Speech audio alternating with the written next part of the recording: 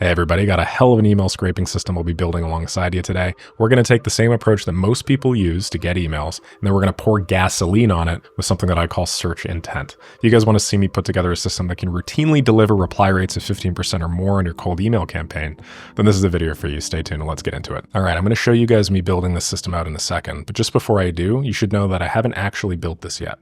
My whole idea in doing these sorts of videos is to build things live in front of you and to showcase a raw development process so you guys can see what actual automations look like when you're putting them together.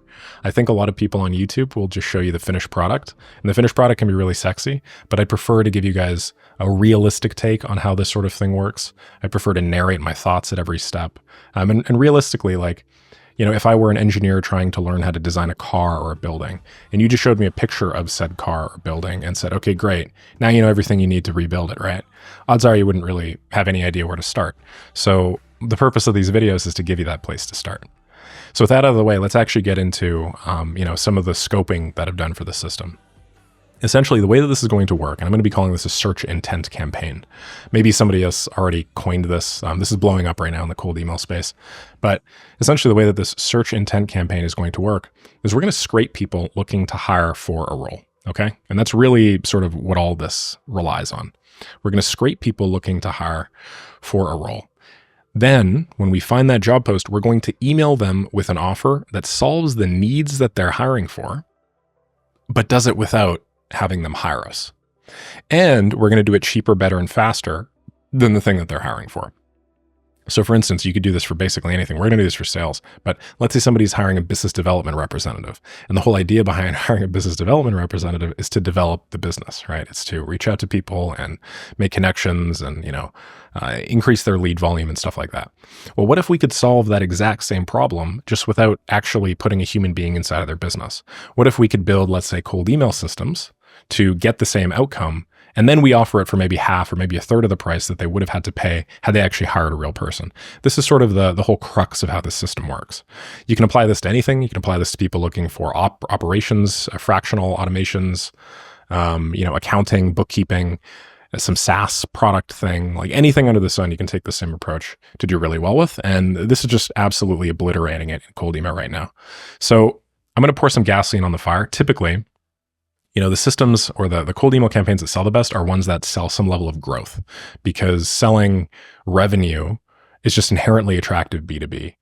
Because then people that are buying this revenue, they just get to do this little cost calculation. They're like, okay, how much money am I spending? How much money am I getting? I might spend $2,000 a month on the system. If I get $10,000 a month on the system, fantastic. This is great. I'm happy to keep spending this forever. This doesn't really apply for stuff like savings, because you can only ever save 100% of your income, whereas you can make like 1,000,000 times your income theoretically. This doesn't really apply for like admin as much, bookkeeping and stuff like that. So we're going to pour gasoline on the fire. We're going to look specifically for people that are looking to hire for a sales role. So business development representatives, outside salespeople, that sort of stuff. And we're going to come up with these keywords later. Okay, so in terms of how this is actually going to look, or how I think it is going to look, we're going to start by scraping job listings. That's number one. From the job listings, we're going to see if we can get some decision maker contact info. So first name, last name, email address, that sort of stuff. We're then going to Google, or try to look up first name, last name, and company name, and maybe news or something to get some decision maker info. Then we're going to take this info, we're actually going to try and personalize it. This is going to make our emails a lot more powerful. And then finally, we're going to add it to Instantly or Smart Lead. Let's break down every single one of these steps, and let me just kind of run you through what I'm thinking, and then we're actually going to go and we're going to look for solutions for this. And then if it works, we'll stick with it. If not, we'll pivot and move on. So to scrape job listings, basically, if you think about it, there's a variety of websites out there, like LinkedIn Jobs, for instance, that just compile giant lists of people that are looking for specific needs. So maybe sales executive is probably a better term. So this is a company, New Directions Ltd, that literally has a need, and they are advertising this need. They're advertising their intent to have this need fulfilled. This is money just on the table waiting for you to reach out and grab it. So LinkedIn Jobs is one source. You could use Indeed as well. That's another source. If I type sales executive and I just find the jobs, same thing here, B2B outside sales exec. This is perfect. This is exactly what we like, because outside sales means that they need to come up with their own leads, and this is a great way to do so. 100,000, 115,000, whatever. Imagine if you could offer twice the results of one of these sales executives for 60 or 70K a year instead. Or if you could solve one important, very, very integral part of this, which is a lead generation for $20,000 a year or something, right? So anyway, we're gonna start by looking on platforms like this to see if we can get this data. And the way that I'm thinking of doing this is I'm thinking of using Apify. In case you haven't heard me talk about this before, this is essentially just a marketplace for scrapers. There are people that develop scrapers, they put them online, and they charge you small amounts of money for it. So if I type in LinkedIn job scraper, there are a variety of people that have already come up with job scraper for LinkedIn. And I don't know which one we're going to choose. I've experimented with a couple of these. We can also do Indeed job scraper. Maybe job scraper. Maybe I'll just type in Indeed. Yeah, Indeed scraper. And that might work as well. Basically, in order for the rest of this flow to function as simply as I'm putting it here, basically what I need is I need some way to get the website, right? That's kind of like the big problem here. So I need to see if I can get the website. If I can get the website, it should be pretty easy. Why? Well, in order to get the decision maker contact info, all I have to do is I have to use a service, like an email finder service, where I can pump in a name and then a company URL and then get the email. So one's called Any Mail Finder. This is personally what I've been using. And I don't know if I have any credits, but yeah, I'm probably not on this account. But essentially what I've done here is I just typed in left click, which is my own website. Okay. And then I typed in my first and last name. And then it found me. It said, I'm the CEO of Left Click and here's my email. So feel free to send me all the phishing attempts and spam you want. So what we can do is kind of logically is if we feed in a company name, and I don't know what this company name would be, but I'm just, Left Click is the example. And then we search. And we're signed up to the service. I'm just logged in on another one. So I'm going to do that after I finish all this logic. Then we get a result like this. And from here, we have a company with a need. Then we have the first name, last name, and email address of the person who is probably in charge of creating the listing, or at least in charge of making that listing happen. The benefit here is, we get to speak directly to the person that has this need. We get to pitch them. And then the cool part about the internet is, as opposed to just sending a really general, annoying email, it's just like, hey, how's it going? I saw that you have a job post up for blank. What we're going to do is we're actually going to see if we can research the decision maker. I'm thinking of using a service called Perplexity for now. If you guys have heard of it, it's basically just, it's kind of like Google, but it returns more natural language than Google. I'm going to see if I could just pump in something like Nick Sarayev left click into Google, then find a bunch of information about myself, and then use this to write a personalized email. I'm not going to say, hello, Peter, I noticed you have a job. I'm going to say, hey, Peter, dude, I was just on your blog the other day and I was reading all about your path into, or path from medicine to media. I thought it was crazy how you were in popular mechanics. I used to read that as a kid. I know this is super out of left field, but I saw that you're hiring for insert position name here. And I just thought I'd give you a little heads up. Like if I compare the two emails, the first one being the robotic example and the second one being the much more conversational example, which one do you think is more likely to be opened? Which one do you think is more likely to be responded to? Obviously the second one, because it implies that we've done our research on this person, right? Who cares if it wasn't written by a human? We're going to have AI do all this shit. But, the intended effect is that it'll seem extraordinarily personalized. The person's going to kind of stop and be like, wow, this person really did their research. Can be much more likely to open it. And that's how we're going to get like the 10, 15, 20% reply rates. And then from there, we're going to add to instantly or smart lead. So this is how I'm thinking it's going to work. The big kind of question mark here is just the website. So I'm going to see how we can get the website. Assuming we get the website, everything else here seems pretty straightforward. I could probably whip this shit up together in like 20 minutes. So let's do this thing. First thing I'm going to do is I'm going to head over to Apify. And I'm just going to I'm going to open up a bunch of scrapers. Some for LinkedIn, jobs, and then some for Indeed as well. And I'm just going to see if I get the domain name website. Sorry, I'm just command F'ing website. Looks like we extract what the user has chosen to share on the website. Okay. Did we get the website here? Company website. That's what we care about. That's really what we care about. So, okay, we have an Indeed job scraper, which gets company website, which is sweet. If we get this, fantastic. Does this one get the website as well? I'm not seeing anything. Does this say anything about website? Oh, here's actually the fields that we get. Application, company name, company URL, contract type, description. Not seeing a website, so okay. Website. Company website, okay. Looks like we get this.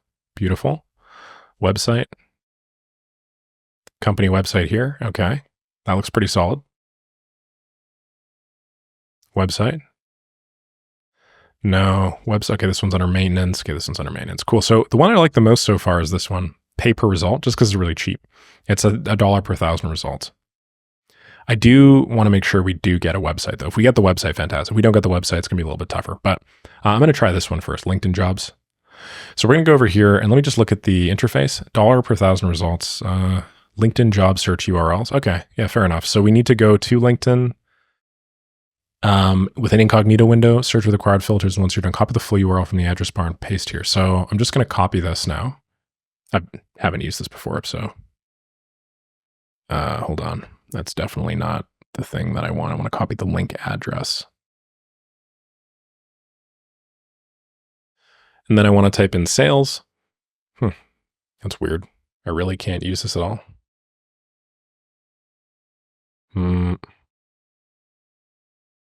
Okay, hold on one sec.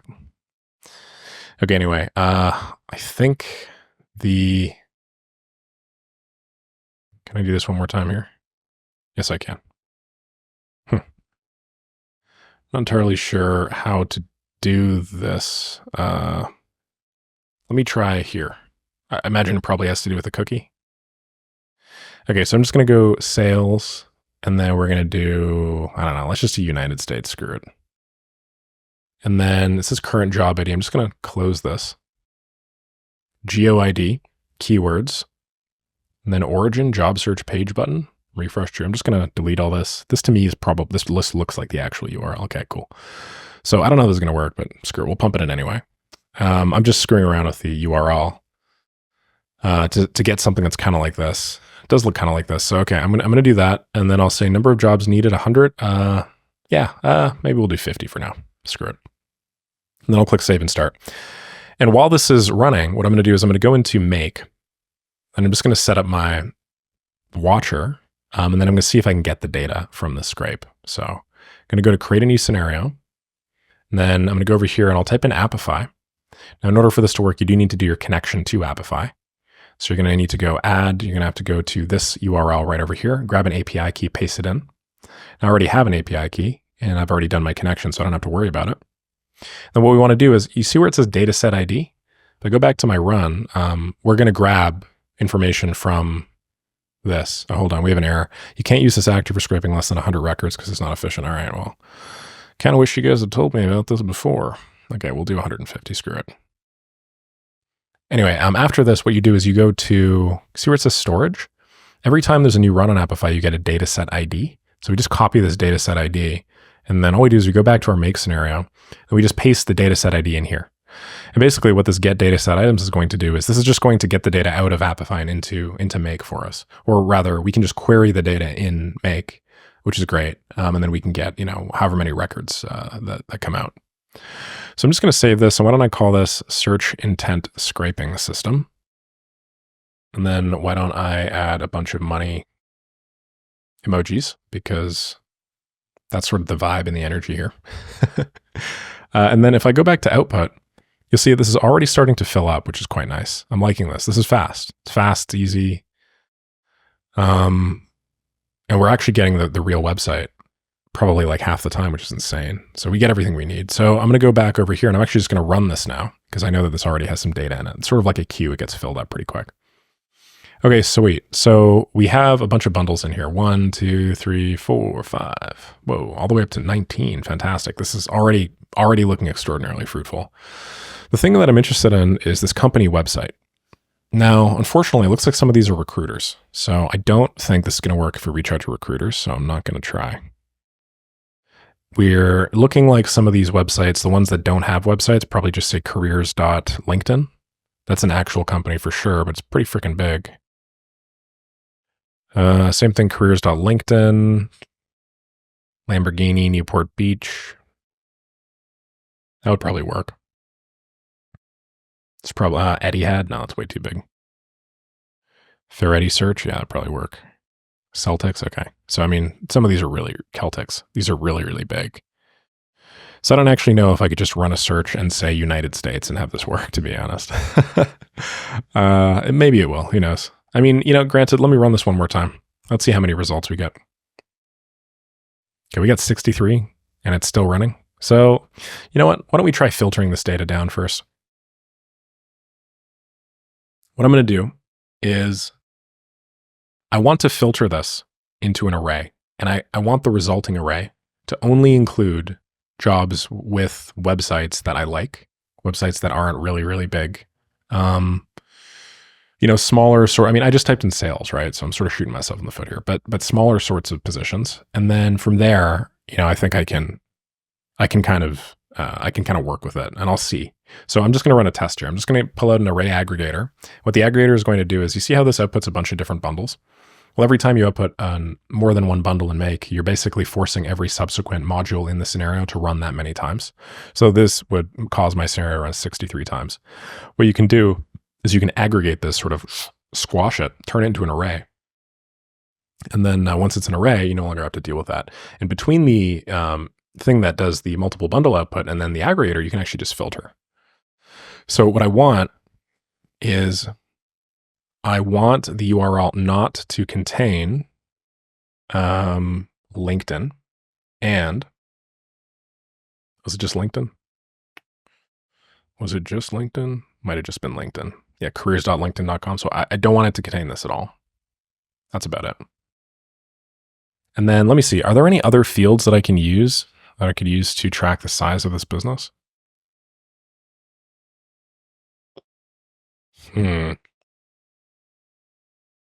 Company employees count, probably. So let's do company employees count, and then let's go less than. Let's just do like, I don't know, 150 sounds reasonable. And I'm just going to say job okay for now. And we'll do some additional filtering afterwards. But okay, I'm going to run this, and let's see the end result. It looks like 49 out of my 60 whatever jobs were okay, which is fantastic. Wow, very, very cool. And it looks like, the other thing that we need is this needs to have a website. I don't know for sure if all of these have websites. I'm just going to go company website exists as well. Let's do that. Let's test this. Okay, cool. So 2 of those actually didn't have websites. So if I had run this, I would have ran into an issue later. That's good to know. So now we have our dataset items pushed into an aggregator, and we've determined that basically out of 60 whatever that we put in, we get, 47 or so. The issue is, a lot of these are still really big, right? Like, I don't really think I'm going to be cold emailing LG, for instance. So there are a few things that I can do to probably make this smaller. One, I could change my search term to something that is more in line with like a smaller sales role. So maybe instead of sales, it's like sales executive or business development representative or whatnot. I think ChatGPT might be down right now. Let me just double check. Okay, no, it doesn't look like it's down. Fantastic. Nice. Looks like they just did some update or something. Cool. List of sales jobs, especially ones that are focused on lead gen. Let's see what we got here. Sales development representative, that looks pretty big. Yeah. This to me looks like the biggest one for sure. Account executives could be another one as well. If a company's hiring for account execs, well, no, if a company's hiring for account execs, they probably have substantial numbers of lead generation specialist, so on and so forth. That's fine. Let's try sales development representative. Let's pump that in. And I think the results I'm going to get are probably going to be a little bit more realistic. Sales, I think it'd be 20, development 20, representative. This percentage sign 20, I believe, is a space. Not entirely sure.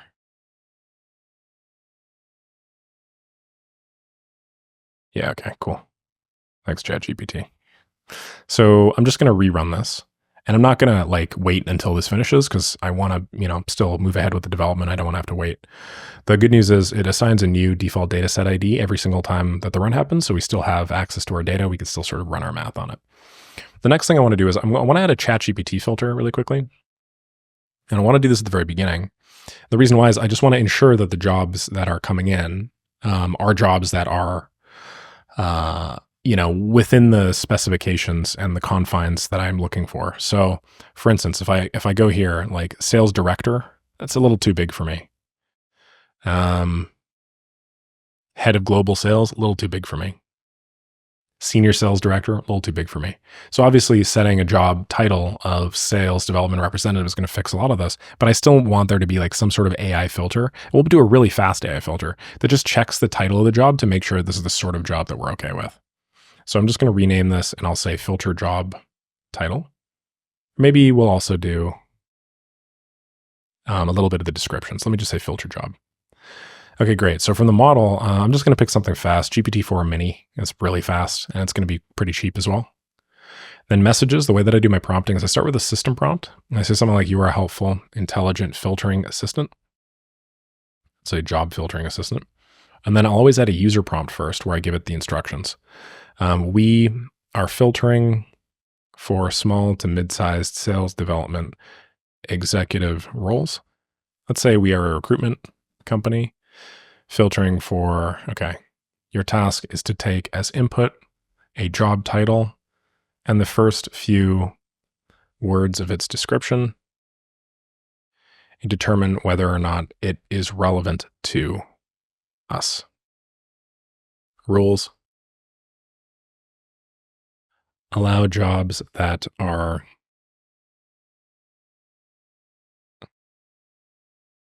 for lead generation, sales development, generation, and sales development roles. Disallow large direct, let's say, large directorial positions, head of positions, etc. Return your answer in JSON using this format. We'll say verdict, and then we'll go true or false. Okay, great. Now I'm going to go user, and what I'm going to do is I'm going to have a job title, and then I'll go job description. I'm going to feed this in JSON. In order to get the AI to return me JSON, I just need to click Advanced Settings, and then go down here to JSON Object, Parse JSON Response. Now, if you're smart, you'll realize that this wasn't going to work because I have an aggregator in between the thing that outputs multiple bundles and then the job filter. So I'm actually just going to delete this. I just did that really quickly to determine whether or not this is okay. And then just for testing purposes, I'm only going to output 5 of these. And I just want to see what sort of filters, how effective this filter is essentially. So hold on a second. Job okay. Is there really nothing that's okay here? Am I being silly? Let me quickly double check. Sorry, I just need to add the job title. So job poster title. For job poster description, is there only one description? Oh, description text is what we want. I'm just going to slice this so that this only includes the first, I don't know, like 200 characters. So let's do that. So we'll go from 0 to 200. And then I'm also just going to replace everything inside of this that has a double quote with an empty string. I'm just going to do that in case there are some JSON issues. And I also just don't want there to be any JSON issues, even though I'm technically communicating with an AI model. I'm pretty strict about that these days. And then why don't we just do like, I don't know, let's do 20 instead, if there are really going to be that many issues. Okay, function replace finished with an error. So it looks like there was some problem with the way that I wrote this. Let me just double check my math. Let's see what we got here. Replace, slice, 0 to 200. And I'm replacing this with this. I'm not sure what the issue is. Let me just remove the replace first. Slice this with that, okay. Run this puppy one more time. Function sliced finished with error, invalid array. Oh. How do we do this? Geez, I'm already forgetting my string function. Substring, isn't it? Yeah, it's substring. My bad. Don't use slice, use substring. That's probably why replace wasn't working as well. Okay, great. So let's just check the results. Disallow. It's going to be disallow. We don't want not relevant. We want true or false. So I should have said true or false. You can already see why it's important to test iteratively like this.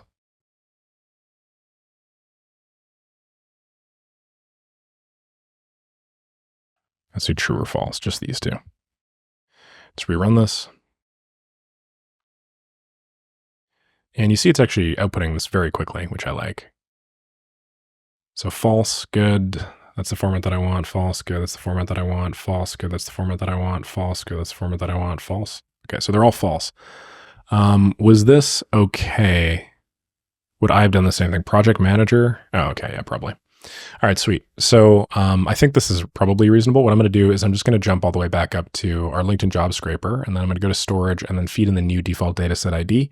I'm just going to see how many of these now are actually okay, given the parameters with the new job search that I've provided. So this one is also false. This one is true. So we got 1 out of 6 so far. Looks like most of these are being disallowed. Now, why is that? Job title? There's no job title. Really? Maybe that's an issue. Maybe I'm just not supplying a job title or something. Let me see. What are my messages here? Yeah, I'm not supplying a job title. This probably is mucking up my results here. Might have just not mapped the thing properly. Job poster title. I'm just going to type in title. Oh, yeah, it's literally just called title. So I must have been using the wrong field. Let's test this again, and let's see how many of these now are okay. 1 out of 6, 2 out of 6, 3 out of 6, 4 out of 6, 5 out of 6, 6 out of 6. Okay, cool. So it looks like all the jobs that are coming in are now just exact matching sales development representative or something similar, sales and business development. This is good. This is pretty much what we want. Okay, sweet. So now that I'm done with all that silly filtering stuff, we should be able to move on to the next step. So now if you think about it, what we need to do is we need to enrich these companies. We need to see, essentially, if we can get a decision maker at that business. So what I'm going to do is I'm going to search by domain, and then I'm going to go over here to company website, which was somewhere around here. The category that I'm looking for is I'm looking for the CEO, owner, president, or founder. Then the email verification filter, I'm just going to use all found emails just so I can run this test. We're just going to see out of 6, how many can we actually get decision makers for? Just doing some reauth there, and I'm just going to run this again. Cool, so awesome. Looks like we are now searching for the decision maker's email. Does seem to be taking its sweet ass time, not going to lie. I don't like how long this is requiring me. Let's see how things go. Yeah, it's taking way too long. So now I'm thinking we're probably going to have to split the system into 2 parts. First part's going to have to send the request. The second part's going to have to receive the request. I think the decision maker thing just takes a lot longer than most of the other searches. So I'm just preemptively now thinking, okay, I'm going to open up my scenario picker and I'm just going to make like a scenario 2, retrieve enrichment results and search for DM.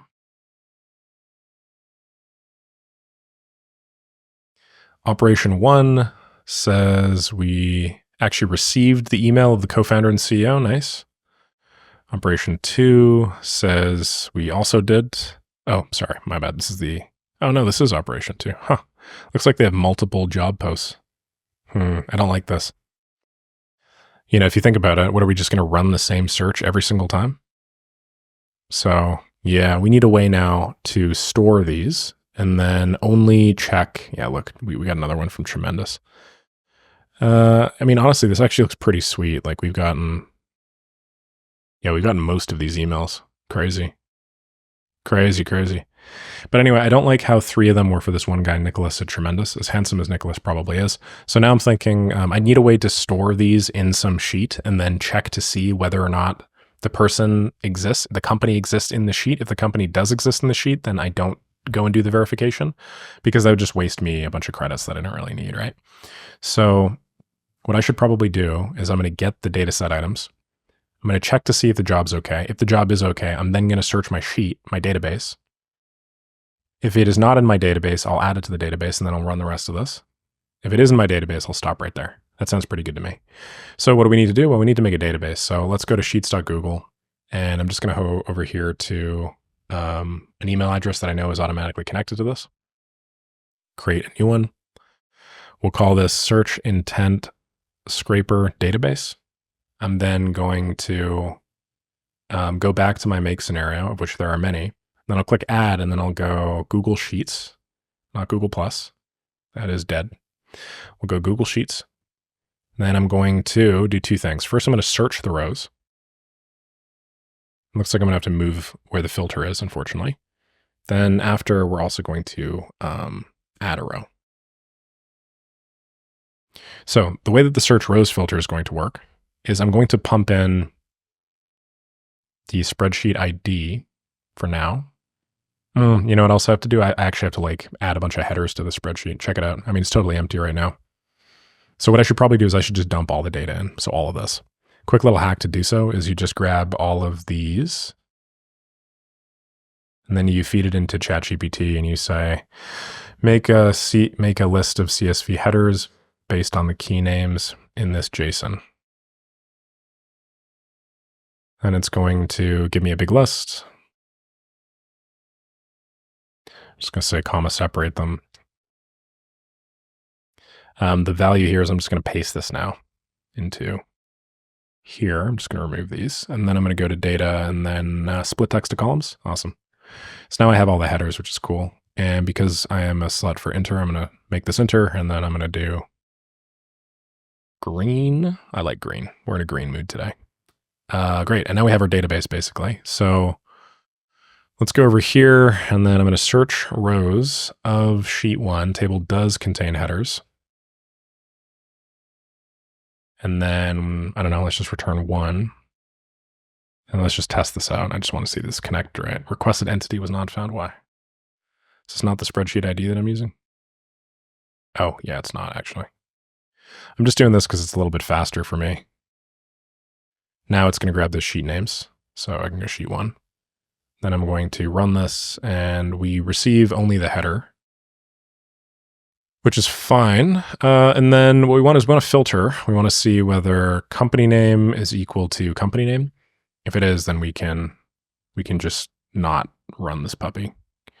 So if the company name does not exist, then the number of bundles returned by this is going to be 0. And then and only then are we going to proceed.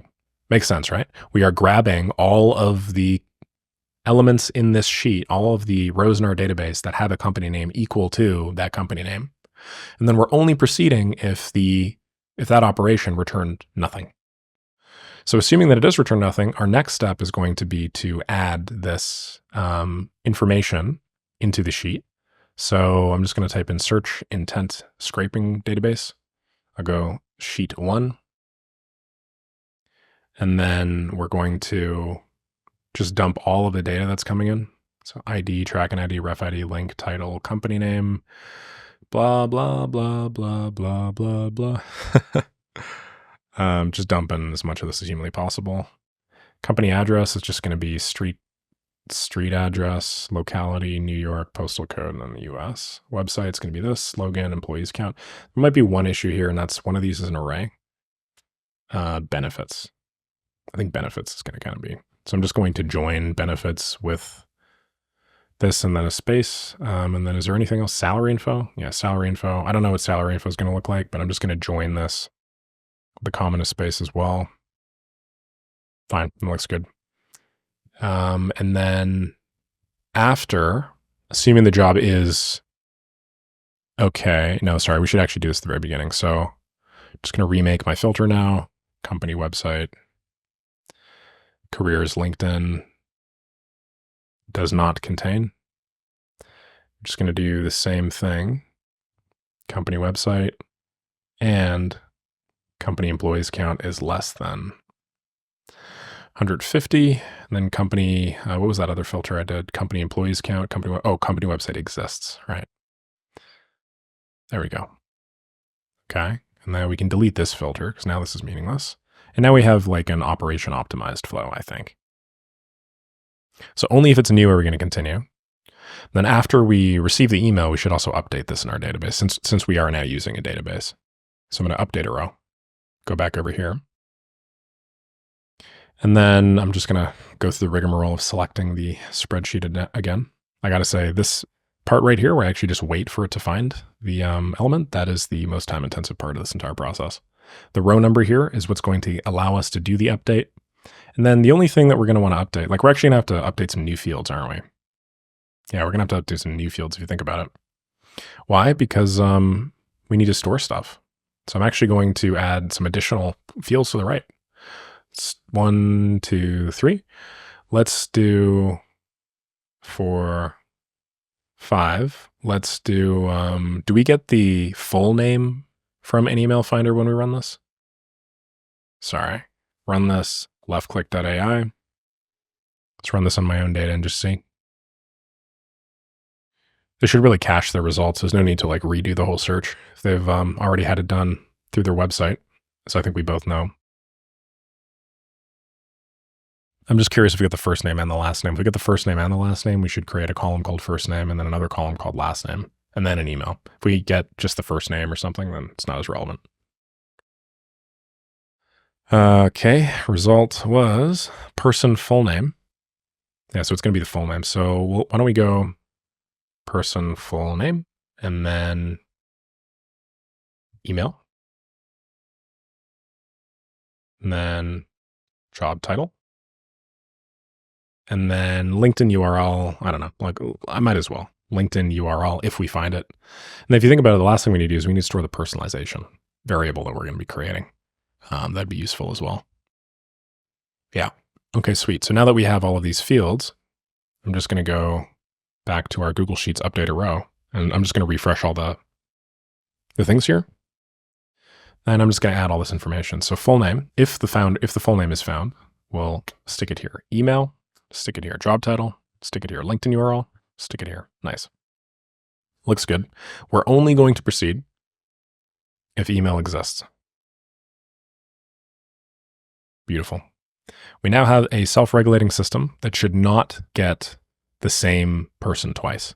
To test this out, why don't we add 5 and run this? Looks like none of these were within our specs, which is annoying. So why don't we do 10? Cool. Now it's going through the whole process. It's enriching. It's updating the row. If I go back here, you'll see that the first one is that website Tremendous, the one that came up a bunch of times. So it's good that this is now in our database. I don't like how this is on multiple lines. I'm just going to drag this and make this a little bit smaller, a little bit sexier. Beautiful. Very good, very good. And then it looks like we had an error here. Why do we have an error? Missing value of required parameter row number. Oh, is there an issue with the row number? I'm getting a row number from search rows. My bad. What I should have done is I should have got it from this one here. Add a row. Yeah. So this is unfortunate because this screwed up. We're going to have to do this again. I just want to double check and make sure this can run through one whole lead without an issue. So we are going to have to do the enrichment again. We're going to have to waste another 5 credits. We're going to have to waste some tokens. But it worked.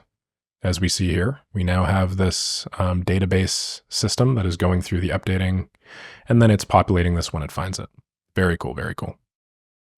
Okay, so logically, we don't actually have to do the update immediately. What we could do instead is we could now search for AI stuff and then do the personalization and then add it. And that way we just add them all at the same time. We don't necessarily have to waste like 2 ops. Notice how this is taking a long time. I don't like how long this is taking. With any mail finder, what you can do is you can send a callback URL, which makes the request evaluate instantly. And then you can split your scenario in 2 parts and then receive the callback request in another scenario. That way, the primary scenario doesn't really have to waste all that time. Unfortunately, you can't do this through the built-in make modules. What you have to do is you have to make an API call first. So we're going to use this later, but I just wanted to run you guys through. I wanted to keep it simple right now. Cool. So now that we get everything, why don't we muck around with Perplexity a little? I think I'm just going to try to create a chat completion first, to be honest. Just going to give that a go. And then also, we only want, man, we should really be able to copy filters in Mac. We can't, but we only want things that exist, right? And we want it to be here. So I'm just going to delete this filter. Okay, cool. So now I'm kind of curious about Perplexity. If you guys have used Perplexity, you know, you should be able to get some pretty cool results when you build a system out like this. What I'm going to do is I'm just going to grab some of my sample data. I guess I got to make a connection too. I don't even know how to do that. We'll see. I'm going to grab some of my sample data, person full name, job title, and then the company.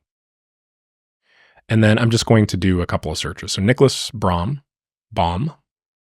move this tab over here to make it easier for me. Co-founder and CEO. And then why don't we do the job or the company name, which is Tremendous. If I search this up, you see that I get a bunch of information about Nick Baum, which is fantastic. Very, very cool.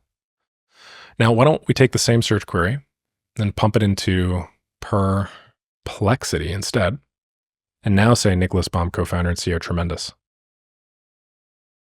If I run this search, you'll see that we didn't just get a little write-up. We got everything about this guy, literally everything about this guy. So what I want is I want a way to get this information through API call. If I can do this, then I can customize the hell out of all of my outreach. Because basically what I do is I just feed this in, to an API call to GPT-4, and I say, write me something super customized about, that's sort of like example. And I can get all that data here, right? Autonomy and minimal meetings. Hey man, love what you guys are doing. Are tremendous, or love the no meeting vibe, love the no meeting culture. I do the same thing in my own business, blah, blah, blah. That's going to be received a lot better than just saying, hey, how's it going? I want to sell you something. So in order to do that, we need a Perplexity connection. So I'm going to go sign up to Perplexity here. Let's do this. Let's just jump over to my email address. I'm going to grab this link, go back to this other tab. I'm jumping around a lot just because I have a couple of different windows. $5 a month in API credits. Let me just see if I could use the Perplexity API for free. If I can use it for free, then I'll just use it. If I can't, then I won't.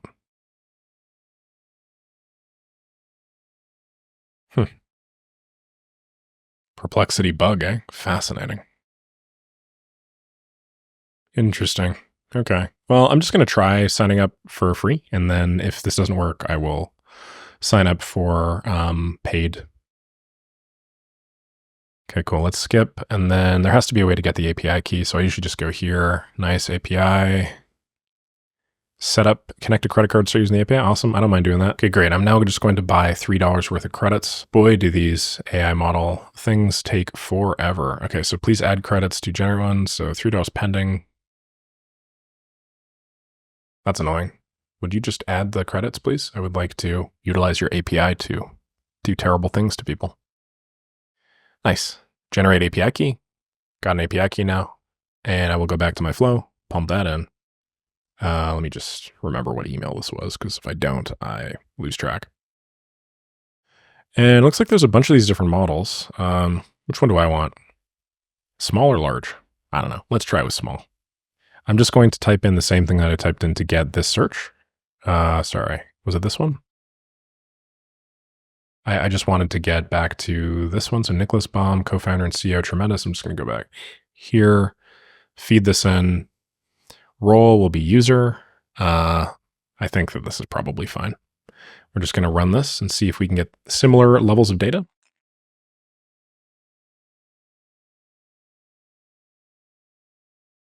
Nick Baum, not Nicholas Baum, is the co-founder. Cool.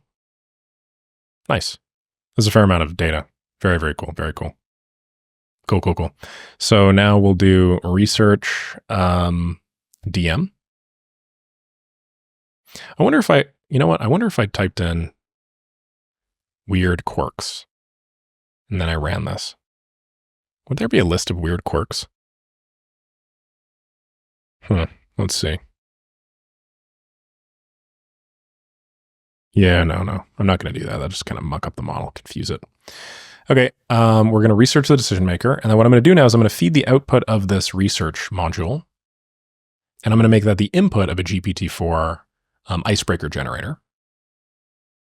We're going to be generate personalization. Let's do personalization set icebreaker. I have a variety of like templates available for this purpose actually. So I'm just going to jump in and just copy it as opposed to like rewrite it here, just for the purposes of brevity. I don't want this to be longer video than it probably already is. So Apollo probably, icebreaker generator. Which one did I use recently? Yeah, I definitely do not want to be generating all of these completely on my own every time. So I'm just going to copy this now and then just paste in the icebreaker generator. And I'm just going to call this personalization as opposed to icebreaker. And then I'm going to use GPT-4o for this clearly. Your intelligent, helpful writing assistant. Write an icebreaker, a one-line customized introduction for cold email campaign. Use the provided data from a Google search as context. Guidelines. Your tone of voice should be casual. Bar conversation, very Spartan, no fancy language. Look for plausible but vague connections wherever possible. Respond in JSON only. And the icebreaker with figured I'd reach out. Okay, cool. So now we have a bunch of data. What I'm going to do is I'm just going to dump this puppy in as is. Content, I think. Yeah, looks like it. And then I'm going to write these examples myself, but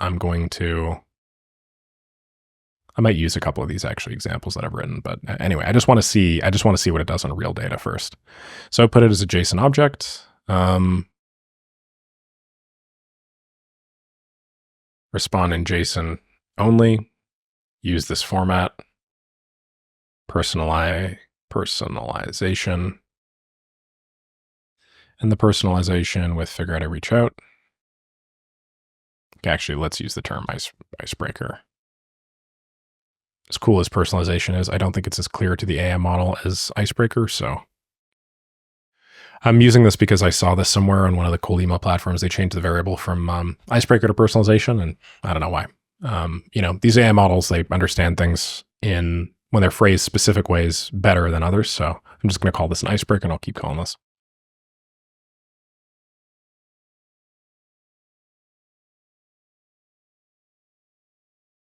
And then let me just feed in a list of example icebreakers in the body of the initial prompt as opposed to what I was doing previously. What's the best? This one right here? No. And this is really where copywriting comes in. Hey, Jamie.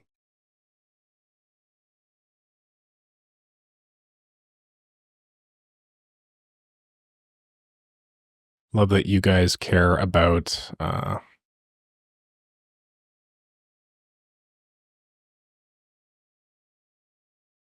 also believe strongly, small team sizes.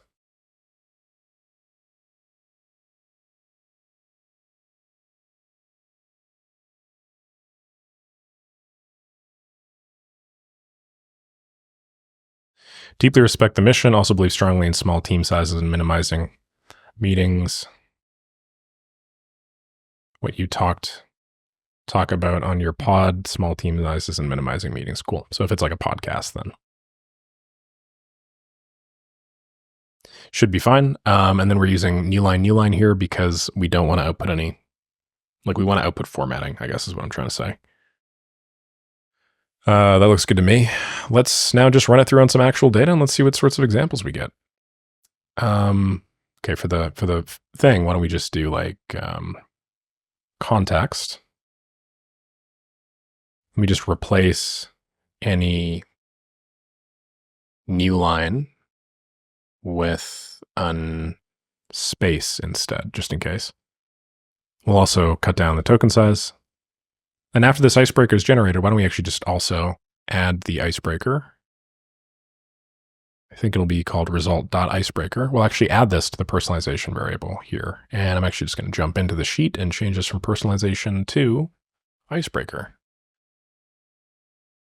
Now that all that's good. Oh, you know what? There's one more thing we should do. We shouldn't do this if the We should actually have a filter, realistically, where we pass it through an AI model to, is this sufficient context to provide an icebreaker? But I'm not going to do that right now. I'm just going to say, is message length,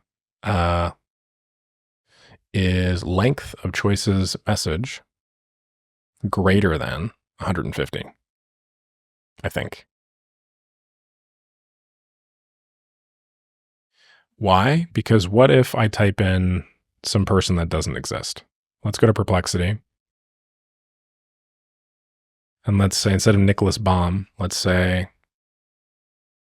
Nick Appanelli, CEO of Hardatrix. I just made all this up. Cool. How long is this? Let's just go word counter and we just paste this in. 434 characters. So if this is shorter than 500 characters, let's not proceed. Okay. That seems reasonable. So if it's found, it'll be greater than 500 characters, basically. Okay. We should have something reasonable enough now to do the training. And I'm just going to do like 20 instead. Actually, let's do 10 with an offset of 10. That way we just process the next 10 in the list. We should now have something sufficient for me to go through and then generate my better training examples using the prompt. And what I'm doing is I'm just kind of iterating through, and I'm going to see what the output of the first one is, see what the output of the second one is, make a couple of changes. And then from there, we actually have the system basically up and running, ready to go. All we need to do is just add the lead to Instantly or Smartly or whatever our cold email platform is. Keep in mind, you don't have to. You could not do that if you didn't want to. You could just totally keep this as a Google Sheet or whatever. But yeah, in our case, that's what we're going to be doing. Okay, so looks like out of 10, we only got 3. And then out of 3, 2 of them were new. And then out of 2, we found both of the emails. We did get data. But it does look like, as a result, we did not get substantial or sufficient data in order to proceed with our run.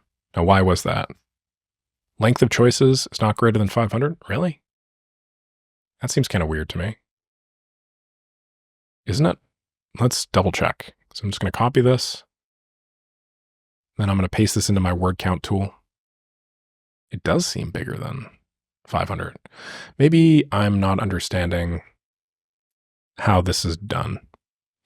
What is the length of choices message? Choices message content. That's probably why. Yeah, okay. I got it. Well, can we run this again? I don't think so. No, we can't. So why don't we just do like 30? Why don't we do offset 20? Just to guarantee we have enough results, so we don't have to wait forever. I'm just going to go back here and we'll see that we didn't proceed with the flow for these just because it was broken, right? So that's unfortunate. We could have actually sourced this data, but that's fine. I'm just going to go back to my flow here. It's generating the icebreaker. Now it's adding the information to the sheet. So I'm going to go back here. You can see here that the person full name is Eric, but the icebreaker says, "Hey, Nick, huge respect for Transformer, tremendous from a small gift card gig to a global player. Figured I'd reach out," right? The reason why that's happening is because I actually hard-coded the content, so that's my bad. Okay, so the content will actually be from any email finder, this person's name, this person's job title, and then we need the company name as well. So company name. So Nicholas Sarayev, CEO at company name. That should be substantial. And then I'm just going to go through my sheet again. I'm just going to remove a bunch of these because I want to see this work on data that I've generated. I don't want to waste it all. Let's just go 15. That way we're going to run on some of the old data. Okay. Oh, while I'm at it, I guess I could have fixed the icebreaker, but hey, whatever. Okay, so we've added the first row, freed. Looks good. We're now doing the research. Looks like we made it. We're now generating the icebreaker. And now we are generating the text. Very interesting. My cousin's a clinician. They always talk about the EHR grind. Figured I'd reach out. So this is a lie, right? Well, I don't know. Like the statistical likelihood your cousin is actually a clinician. Pretty damn low, right? So you know, you shouldn't be lying to people on the internet as literally the first contact that you can make with them. Like, that would be stupid. So ideally you wouldn't want to hallucinate. This is probably happening because I said look for plausible but vague connections wherever possible. And like I actually had examples and I've since removed the examples. So, you know, it's not perfect. The reason why it did the annoying thing with the figured I reach out is just because of this. I'm just going to get rid of that. And then why don't we just give it like a quick example? So we can actually give it an example with this, the errors or whatever. I'm going to go through citation. Sorry, I'm going to go through choices, message, content. Then I'm going to copy all of this, and I'm actually going to add a new user message and then an assistant message as well. What I'm going to do is I'm going to grab this little thing. I'm going to drag this up above and also drag this assistant message up above the user. And now what I'm going to do is I'm going to feed it in some data. I'm going to say context. It's going to be this. I don't like all the new lines here. Yeah, okay, I'm just going to remove all this, remove all this, remove all this, remove all this, remove all this, remove all this, remove all this, and remove all this. And then I might do some of this shit. Go make this shit go away as well. And then cool. This does look pretty long, but that's okay. So this is the context variable now. And then the output of this now is going to be Icebreaker.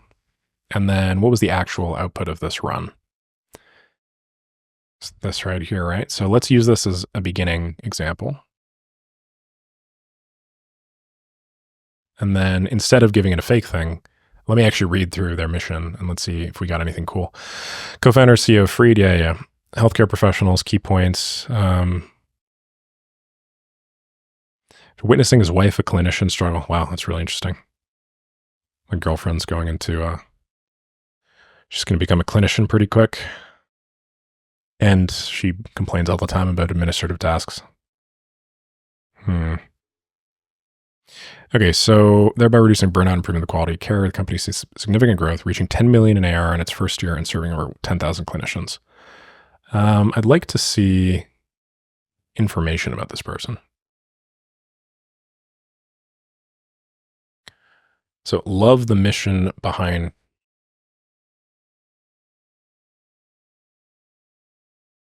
Also resonate deeply with the frameworks you talk about on your blog.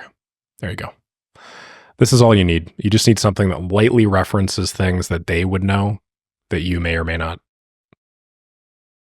So this is good. And then from there, we are actually going to feed in the real data and we're going to ideally produce an example that's pretty similar to that. Then we're going to update our Google Sheet. Awesome. From there, we're going to go into Instantly. I'm just going to add a lead to a campaign. I actually have to go and I have to create a connection. I don't know why I don't have it on this account. Oh, I guess I was using my other one. Awesome. Awesome. Let's go to campaigns here and let's see. What was my most recent campaign like? Just kind of curious. I don't even really remember what the hell I was sending. Let's go to my Unibugs. It was a podcast campaign. Oh. Oh, yeah. Yeah, wonderful. Wow, very cool.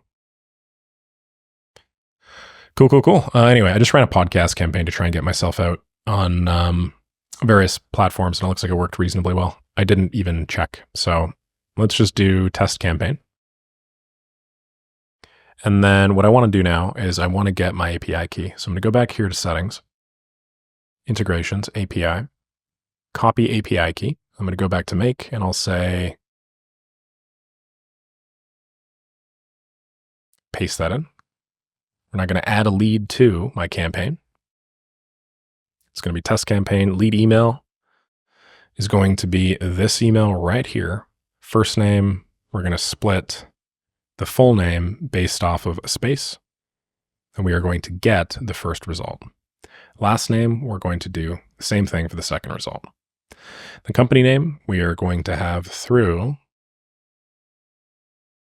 company right over here. Then personalization, my customized message, is going to be this output right here. Phone, website. Yeah, we can definitely grab the website. As you notice, I'm using the same module as the source for all of my data related to this. The reason why is I just want to make sure that, later on, if I do any sort of changes, it's easy and maintainable. Okay, great. So we should have basically everything we need now. We've not even added the lead to the campaign. I'm just going to go back here and I'm going to delete all of this. And then what I want to do is I just want to run this on like all of the data, however much there is basically. And I'm going to use some ops on this for sure. But I just want to see like real time this working on more than one record at a time. I want to actually do an end-to-end test. You need to do an end-to-end test anytime you are putting a system like this together, just because of all the moving parts.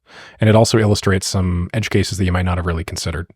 So this, for instance, is where I realize, timeouts are going to be a concern. It takes me like 5 seconds to add a lead to instantly. It takes me 10 seconds here. That's 15 seconds or a quarter of a minute. So I can only do 4 per minute. If I do 40-minute timeouts, I can only do 160 before my scenario times out, right? You can kind of do the math on this stuff.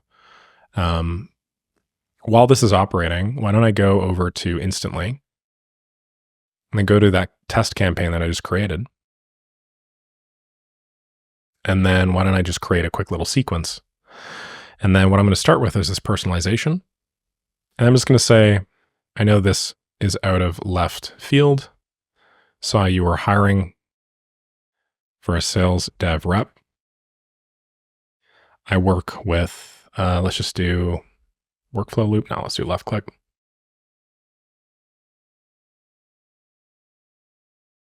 I work with left click, or maybe I should say,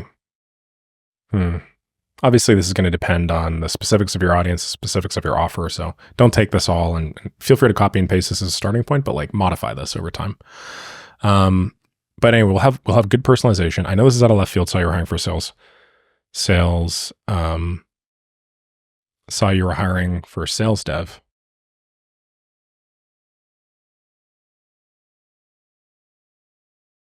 I work with left click. We add around 15,000. We add $15,375 in MRR on average using personalized cold email. It's the same approach I'm using to send this to you, actually. Using hyper personalized cold email. Our cost is around 1/8, or maybe I should say my cost. It's around 1/8 on your LinkedIn jobs post. Our cost is around 1/8 the position you list in your LinkedIn job post, and I'm confident I could deliver significantly better results as well. Oh shit, what happened here?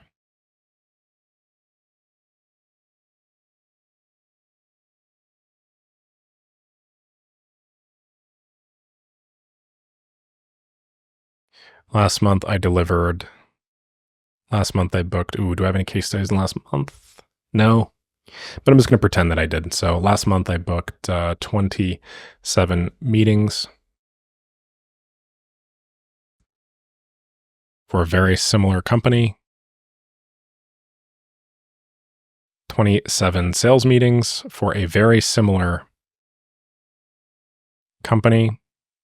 And I am so sure this would work for you. I'm happy to guarantee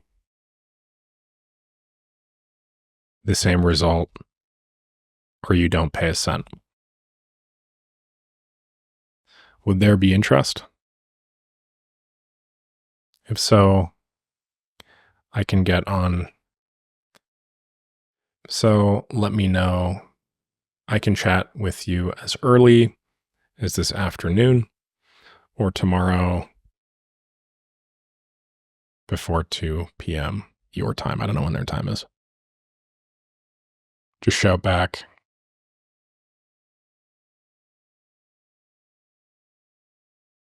Number or a Google Meet or a booking link. Cool. PS, it's the exact PS. My system is the exact same approach I'm using to send this to you, actually. Thanks for the time, Nick. Cool. I'll just go like first name.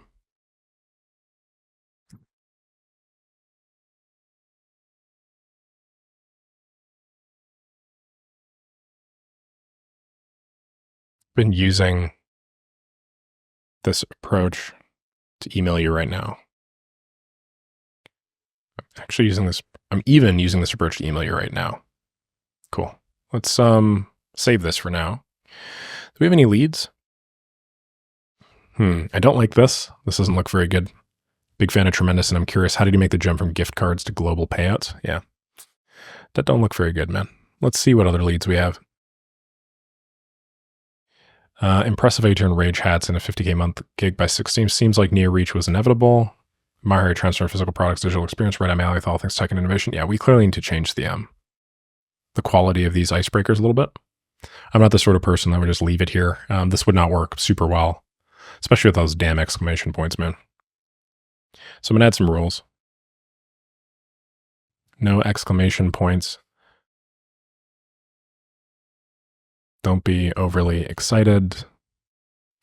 What was the biggest, most egregious?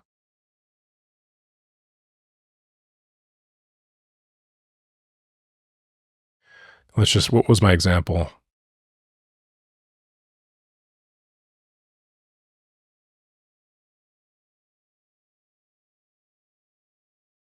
Oh, I see why.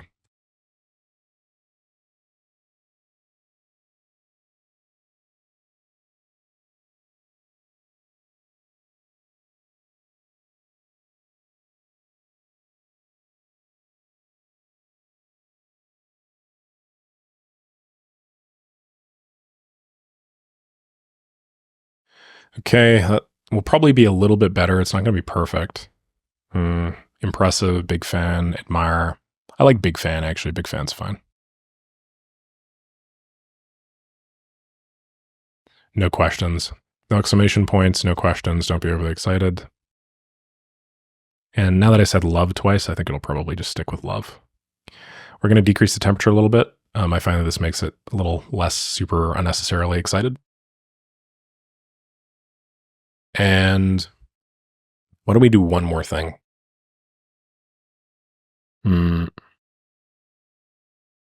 We need a way to determine whether or not a lead has been sent into instantly before.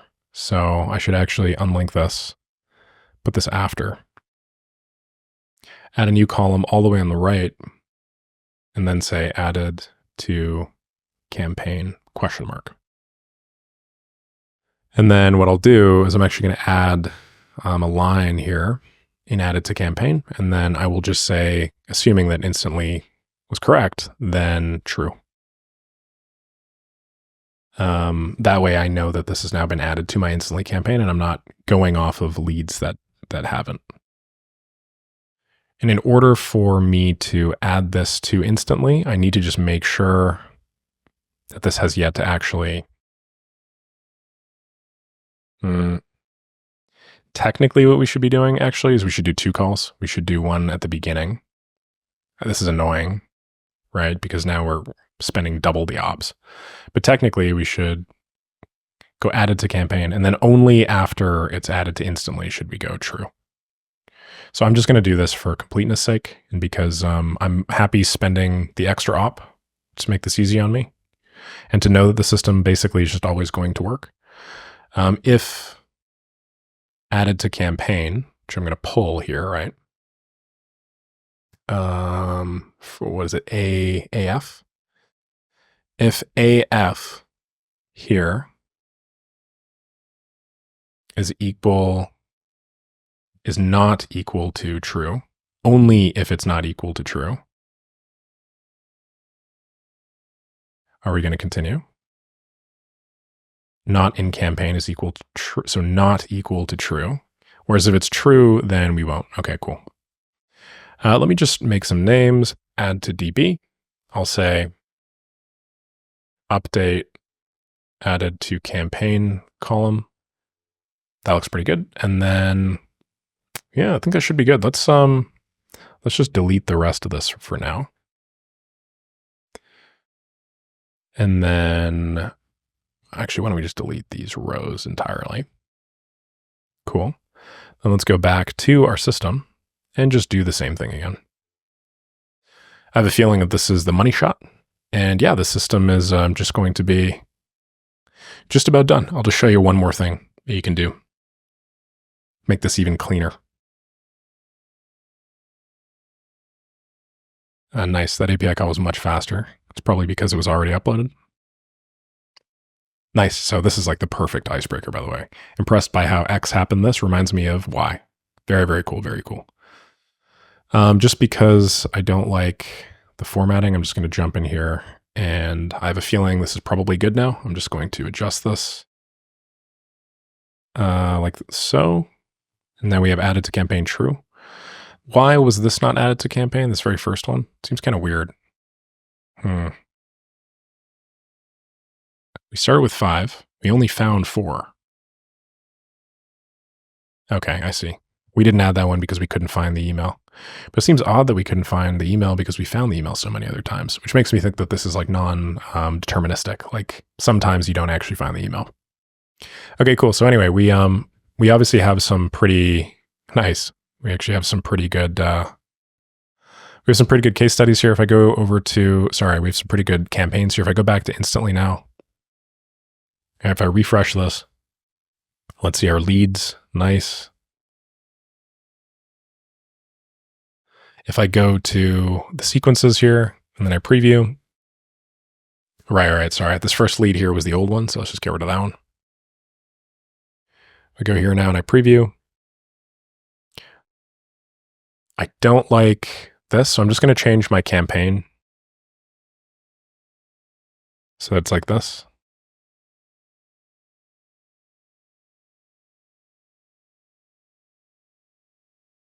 And this looks pretty reasonable.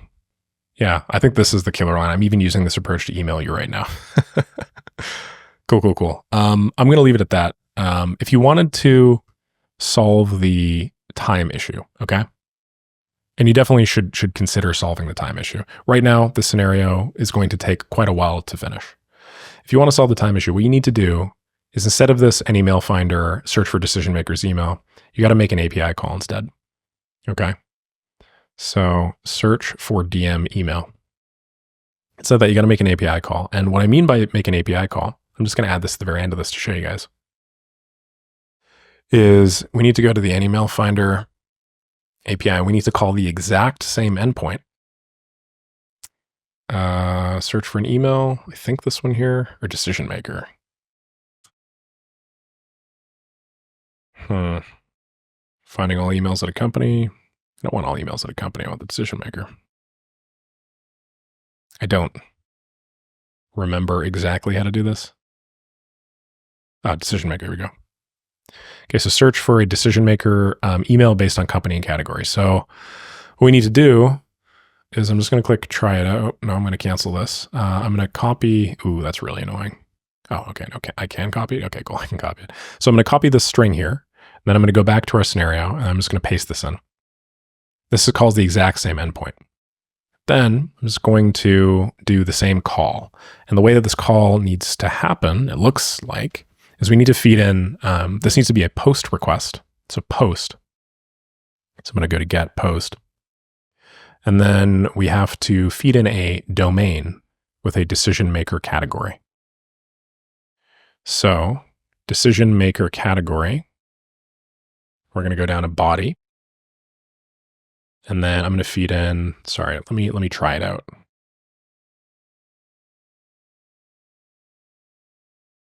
Yeah, it looks like we can actually change the text here.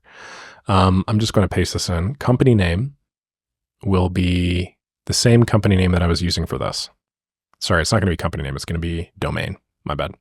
So we'll go domain will be this. Decision maker category. And I just need to check to see, excuse me. I need to check to see what these decision maker categories are. So what are these categories, man? Just going to type category. Is that really it? They don't even give you the freaking category. That's really stupid. Oh, that's so dumb. Oh, that's so stupid. Well, we do need to find out this category regardless. The fact that they don't doesn't really matter to me. Oh, you know what? I know how we can do this. Let's go back to our API call. Sorry, let's go back to this and let's just see this category. Okay. I'm going to just try this CEO, owner, president, and founder. We're going to try this. We're actually just going to try hard coding this. We're going to see how this goes. I'm going to save this, run this module only, and then I'm going to go left-click.ai. Let's see if this is correct. Oh, nice. It even tells us. Okay. Valid decision maker category, acceptable values are CEO. Cool. So that's what I want. I want CEO. Now we're going to run this test on left-click.ai. Just validate that the API call works first. And I think it does. Taking its sweet ass time. Nice. I got the info. And then now all we need to do is we just need to change one parameter here. We need to change the header. And the header needs to go, I think, X webhook URL.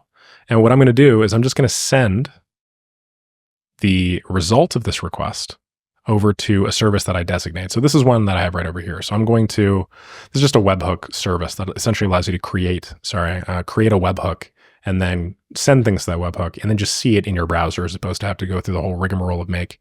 There are a variety of these services. This one is just called webhook.site. So all I'm going to do is I'm just going to copy my webhook address and go back over here. I'm going to paste this in. And I want you guys to see what the difference is between the API call before and then after. Before took a fair amount of time, right? After, it was basically instant. And then now it returns a result called webhook URL. If I go to my webhook, you see we actually just received something. We received the same data that we were getting before. So basically what this means is instead of you having to wait 5 seconds for the result, what you can do is you can just send it to any email finder, queue it, and then cache it, and then send it to another thing when it's done. In this way, you don't have to wait God knows how long for it to finish. You can proceed with the rest of your flow. You can bulk process and basically operate on a lot more than you could before. So in order to make this work, what you basically have to do is you'd have to split this up into 2 parts. You would have to make the end of this API call, and then you'd have to have a webhook on this side that watches for this. So I'd go example any mail finder webhook callback. Then we'd have to copy this address to the clipboard, and then I'm gonna have to go right here. And then this would have to be the callback URL. Make sense? Now, in addition, what you can do with any mail finder is you can actually send other fields alongside the fields that you want. So this is going to send the input and the email address, right? You can actually send other fields to the callback so that you can like keep data within your system. So in our case, what we're going to need to do, if you think about it, is we're going to need to keep some of the data in our system. Specifically, we're going to have to keep the row number of the thing that we're updating. So I'm going to grab the row number, basically, just see if there's any other data I'm going to need. I don't think so. I'm going to add the row number. I'm going to feed in this. I'm going to click on that. And now I'm going to go into my other make scenario. I'm going to run this as a test. I'm going to run this. I'll go left click, and then I'll go 2. We instantly received a result on our first scenario. On our second scenario, we're just waiting. And you see the input, we got the row number. What this means now is we can effectively get rid of this. Although keep in mind, when I get rid of this, the scenario is going to break. So why don't I first just make this, let me see. I'm going to copy this. Can I delete this and then paste this again? Yes, I can. So I'm going to export this blueprint first, just as like this single system. And then send to any email finder, scrape and send to any email finder. And then what I'm going to do is I'm just going to unlink these, feed in our new search for DM email module. And then I just have to go through basically, and I just have to replace the results from this. Now, in order for this to work, I actually need to run it, unfortunately, on real data again. So I'm going to do that one more time. And then I'm going to disconnect this. And basically what I need to do is I just need to attach all of this to my webhook over here. And then I need to remap all those fields, right? Oh, and there's one more thing I have to do. I have to, actually, I guess I could put in the full name, the job title, and the company name as well. We should get that in the webhook. Anything else that I need? I don't think so. Gonna feed that in. No, I think we'll be okay. Okay, so awesome. We just fed that in. I'm just going to go in here and replace this with full name, job title. Oh shit, yeah, the company name. We need to pass in the company name too. So I'll go company name, and it'll be whatever the company name is here. Awesome. And now over here, we're gonna have access to a company name variable. So I can actually just go input.company name like this. And then let me just check to see these. So if the result email exists, then we can continue. So we'll go if email exists, wonderful. And then if length greater than 500, we'll go here. Why is that so long? Generate the icebreaker. Then we'll add to the database. What we need is we need the row number, which we'll grab from here. Still seeing an error here. Let me just see why. Oh, right. So we need to map all the data. So full name, email, job title, LinkedIn URL. Icebreaker will be this result. It'll be result.icebreaker if you think about it. And then not in campaign, we'll check to see if, oh yeah, I guess we need to check if it's not in campaign too. One more thing we have to send. Let's do campaign status. And then we're going to go all the way down here, just pump in AF. There we go. Let me just check to see if my syntax, or did I put a comma there? Yes, I did. Which means now we'll be able to go one input campaign status. So this not equal to true, good. Then we send the instantly request. The lead email is going to be this email. Person full name is going to be this right here.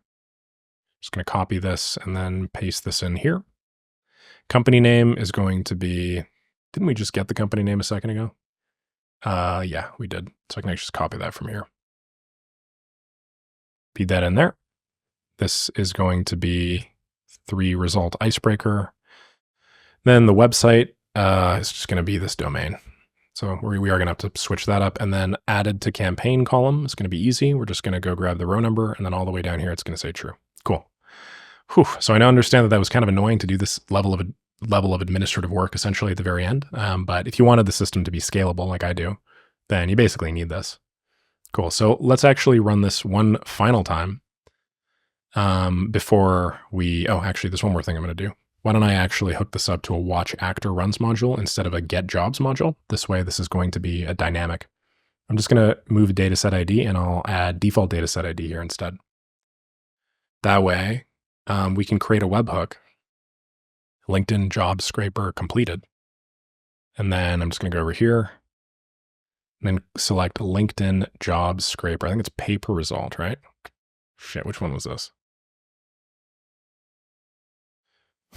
Job scraper PPR, curious coder, I think. So what's curious coder?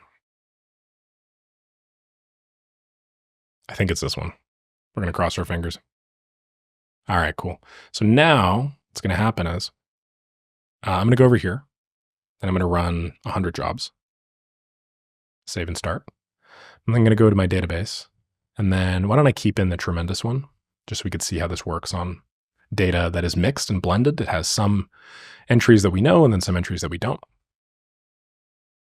And then over here, sorry, wrong one. Over here, I'm going to zoom out a little bit. Well, actually, let me run this once.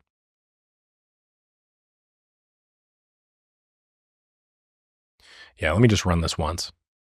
And this is going to run like once per call, right? So I can't have this run on all the data with a single run example in Make like this, but we are going to get to see it transmit like one result, which is nice. And I think that'll be all that we need for proof that this puppy does actually work. Okay, so I am seeing that there are a bunch of failures. I wonder why. I think this might just be like running out of its proxy or something. I don't know, but this is something on the scraper end, not on my end. So all my logic is fine. Looks like this just is probably doing requests a little bit too fast, which is why it keeps on getting 429. Um, we're going to pump through 100 jobs, so I don't know how many of these 100 jobs we're actually going to finish, but we'll see. For the purposes of time, I'm just going to skip until the job scraper is done running, and then I'll show you guys the run as it populates make. Okay, data is coming in, and as you can see, this is much, much faster than before. On the back end, we just received one request, and we pumped through it from start to finish. If I wanted to do more, then I just click run, and then I just basically cycle through all of the data in the sheet. If we go to our spreadsheet, you can see that we've now added basically everything we need. Well, I mean, we've only added one result, right? Because these other three, I would have needed to run this another 3 times. But essentially, as long as you turn this on so that it's on and it processes all of the old data, it's just going to create a scenario for each.